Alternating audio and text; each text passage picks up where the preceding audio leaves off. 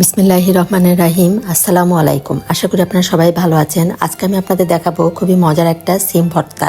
বাজারের সিম শেষ হওয়ার আগে এই ভর্তাটা আপনারা অবশ্যই একবার বানিয়ে খাবেন। খুবই মজার এই ভর্তা। এখানে আমি প্রায় হাফ কেজির একটু বেশি পরিমাণ সিম নিয়েছি। আর সিমটা আমি যে দুই সাইডে বোটাটা ফেলে পাশের যে একটা আঁশ আছে সেটা ফেলে দিয়ে ভালো করে ধুয়ে এভাবে ছোট টুকরো করে কেটে নিয়েছি। আর এই ভর্তা বানানোর জন্য কিন্তু বিজিআলা সিমটাই বেশি ভালো হয়। এই জন্য আমি যে বিজিআলা সিম নিয়েছি। এখন প্যানে সিমগুলো দিয়ে এর মধ্যে আমি 1 কাপের কম পরিমাণে একটু পানি দিলাম আর হাফ চামচ পরিমাণ লবণ দিলাম। লবণটা একটু মিশিয়ে দিয়ে আমি ঢাকনা দিয়ে ঢেকে এই সিমটা সিদ্ধ করে নিব। একদম পানিটা শুকিয়ে নিতে হবে। পানি কিন্তু ফেলে দেওয়া যাবে না, তাহলে কিন্তু সিমের পুষ্টিগুণ পানির সাথেই চলে যাবে। এখন আমি এই যে পানিটা শুকিয়ে যাওয়া পর্যন্ত সিমটা সিদ্ধ করে নিচ্ছি। আর কয়েকদিন পরেই কিন্তু দেখা যাবে বাজারে আর সিম পাওয়া যাবে না। এই সিম যদি আমরা আগে থেকে একটু ভর্তা করে রেখে দিই ডিপ ফ্রিজে, তাহলে অনেক দিন পর্যন্ত কিন্তু আমরা এই ভর্তাটা খেতে পারবো। এই যে আমার সিম সিদ্ধ করা হয়ে গিয়েছে আর এখানে পেঁয়াজ, রসুন, শুকনা মরিচ আর কাঁচামরিচ আমি রেডি করে নিয়েছি।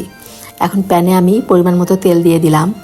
আর এই ভর্তাতে যেহেতু আমি ভর্তাটা সংরক্ষণ করব, এই জন্য আমি এখানে রসুন পেঁয়াজের পরিমাণটা একটু বেশি দিয়েছি।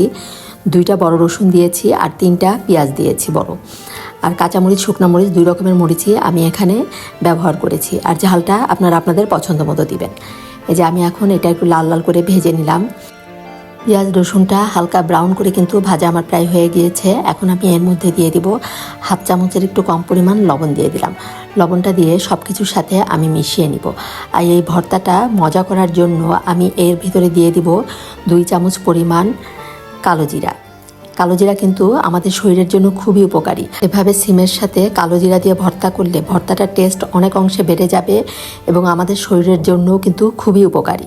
এখন কালো জিরাটা কিন্তু একদম সব কিছু ভাজার শেষ মুহূর্তে আমি দিয়ে অল্প সময় কালো জিরাটা ভাজতে হবে। খুব বেশি সময় কালো জিরা ভাজলে কিন্তু এর গুণাগুণ নষ্ট হয়ে যাবে। এই যে আমার সব ভাজা হয়ে গিয়েছে, এখন আমি সব তুলে নিব।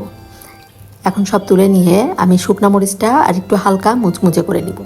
এই ভর্তা রেসিপিটা আপনাদের কাছে কেমন লাগলো অবশ্যই কমেন্ট করে জানাবেন। আর ভালো লাগলে মনে করে আপনারা অবশ্যই আমাকে একটা লাইক দিবেন। আর যারা এখনও সাবস্ক্রাইব করেননি, আমার রান্না ভালো লাগলে অবশ্যই সাবস্ক্রাইব করে আমাকে এগিয়ে যেতে সহযোগিতা করবেন। এখন আমি এই যে সিমগুলাও এই তেলের ভিতরেই ভেজে নিব। এই সিমটা এভাবে ভেজে ভর্তা করলে অনেক দিন পর্যন্ত এই সিমের টেস্টটা একদম ঠিক থাকবে এবং খেতেও কিন্তু খুবই মজা হয় এভাবে ভেজে ভর্তা করলে। এখন সব ঠান্ডা করে নিয়ে আমি পাটায় বেটে নিলাম। এই যে বাটা হয়ে গিয়েছে আর এখানে আমি একটা জার নিয়েছি, এর ভিতরে আমি ভর্তা তুলে ডিপ ফ্রিজে রেখে দিব। এখন আমি এই ভর্তার মধ্যে 2 চামচ পরিমাণ সরিষার তেল দিয়ে ভর্তাটা মাখিয়ে নিব।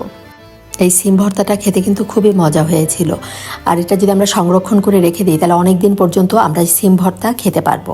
আবার রোজার মধ্যেও কিন্তু আমাদের কাজ অনেক সহজ হয়ে যাবে এভাবে ভর্তা বানানো থাকলে। আপনারা অবশ্যই একবার এভাবে বানাবেন। ধন্যবাদ সবাইকে। সবাই ভালো থাকবেন। আল্লাহ হাফেজ।